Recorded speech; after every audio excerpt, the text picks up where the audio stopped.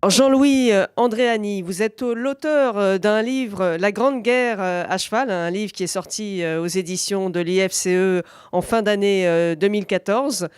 Est-ce que vous pouvez expliquer pourquoi vous avez fait ce livre, quelle a été votre motivation et qu'est-ce que vous expliquez dans ce livre?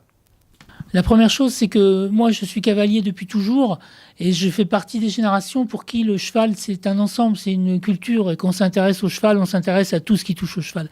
Et donc, moi, je m'intéresse à la cavalerie et il se trouve que par ailleurs, je m'intéresse aussi beaucoup à 14-18.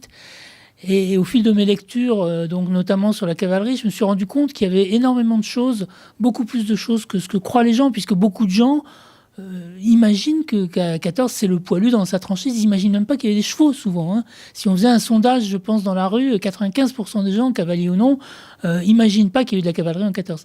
Et donc, je me suis rendu compte qu'il y avait beaucoup de choses à dire et que, justement, tout ça n'était pas raconté. Et donc, l'idée du livre est venue comme ça, progressivement. J'ai lu des choses, j'ai mis de côté, dans ma tête, je me suis dit, tiens, ça c'est intéressant, etc.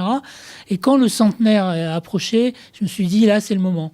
Voilà. Et donc, c'est comme ça que le livre est né, de cette jonction entre mon intérêt, donc mon côté cavalier, et puis mon intérêt pour 14, et les deux se sont rencontrés dans ce livre. Et moi, j'ai longtemps été journaliste, donc j'ai l'habitude de chercher, d'analyser, de comparer, de mettre les choses en regard, et c'est ça qui m'intéressait. Et donc, c'est pas un livre d'histoire au sens un peu, je dirais pas ennuyeux, mais au sens bon. C'est un livre où je raconte une histoire et il y a un point de vue dans ce livre, parce que c'est pour ça qu'on l'a sous-titré Le rêve brisé de la cavalerie française, parce qu'on se rend compte que voilà, ils partent, on n'imagine pas aujourd'hui, mais ils partent sabre au clair, on se croirait en 1870 parfois, et justement, ils se disent on va prendre la revanche de 1870.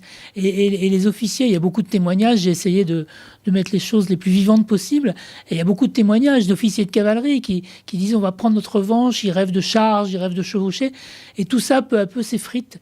Il y a à la fois une inadaptation du mode de combat à ce qu'est la guerre de 14, hein, ça on le sait, une guerre industrielle, et la cavalerie c'est pas industriel. Et puis, ce que vous découvrirez en lisant le bouquin, c'est qu'il y a aussi finalement, à la guerre, il y a aussi une question de chance.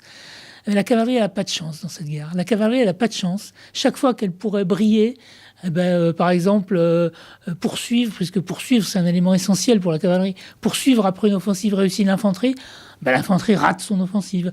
Il y a tout un tas de choses comme ça, et peu à peu, on voit la cavalerie qui comprend que finalement, elle est en train de vivre ses derniers grands moments. C'est pour ça que je dis, la guerre de 14-18, finalement, ça a été la dernière charge de la cavalerie française. Ce livre, il est finalement le seul qui réunisse l'ensemble de ce qu'on peut dire sur la cavalerie de 14-18. Le dernier livre qui vraiment traite de l'histoire de la cavalerie pendant cette guerre date de 1930. D'autres bouquins, il n'y en a pas eu beaucoup d'ailleurs, d'autres bouquins traitent de la cavalerie. Par exemple, le plus célèbre, et je m'en suis moi-même, il m'a servi un peu de déclencheur, si j'ose dire, c'est le livre de Chambre Adieu cavalerie.